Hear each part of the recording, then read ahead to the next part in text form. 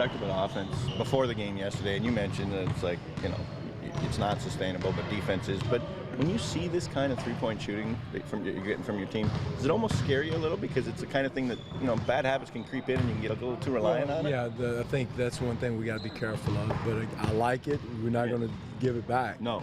But we got to make sure that our defense is getting better. Points per possessions are getting better. We took away the three last night. They're not a great three-point shooting team. We did give up 54 points in the paint. That's a concern. The back cuts, the rebounding is a concern. So we still have some concerns defensive, but there's areas that we are getting better in. Can you remember in your career a stretch of three-point shooting like your team is going through right now? Well, no. Kyle is on a tear. I mean, he's doing a great job. And I think, like somebody mentioned yesterday, it's contagious. One guy sees it goes through, the other guy gets his confidence. So it's one of those things that's really, a contagious feeling, a rhythm. And again, there's some teams I'm sure they're going to start trying to take us out, but then that's where our penetration is going to have to come in, our kick's going to have to come in, and our spacing is going to have to come in. I thought we did a good job after watching the tape of handling the blitz in the first half, but second half we tried to dribble through it, and it wasn't as effective. So we got to beat it with the pass, trust the three-point shooting, and burn people, and ultimately they'll have to get out of it.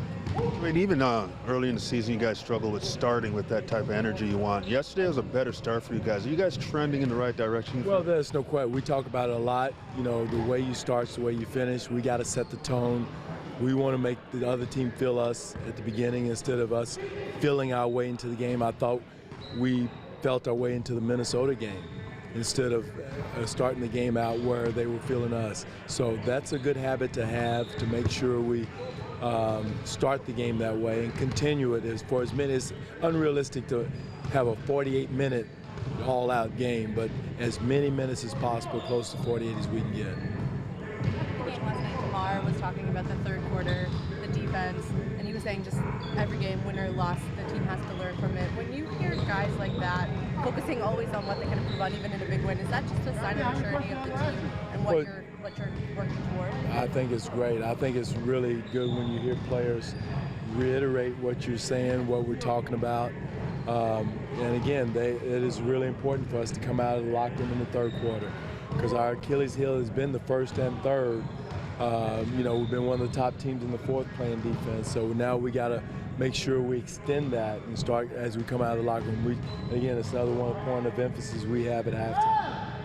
Coach, you talked a bit about Damari coming along as he's gotten up to full strength.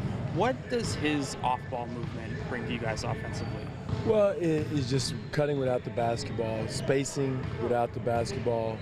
When we're attacking, he's getting open, making sure he presents himself. His movement, his reading of Cal and DeMar, once they're penetrating, has been great. And it's a different type than the Norm. Norm is more of an attacker, more of a guy that with the ball attacks, whereas DC gives our team a different look. Is that something you can teach or point out on film, and those kind of instincts of reading the defense? No, a lot of his is instinctive. His is more of where he reads the situation. He's a veteran player. He knows how to play in those situations. So his is a lot of stuff you can't teach of how to play without the basketball.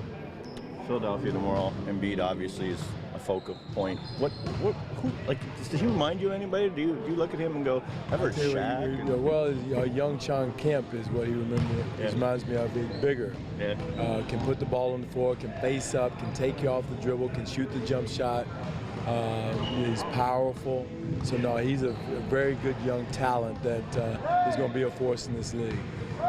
Is that the guy you focus on when you're looking? Well, no, you got to do the whole 9 yards, because again, if you let them get out and be free and feel comfortable, then they get a rhythm. The way they beat Detroit the other night, the way they beat New Orleans, they let them go freely, and they got a rhythm. So again, we got to dictate the physicality of the game from beginning to the end.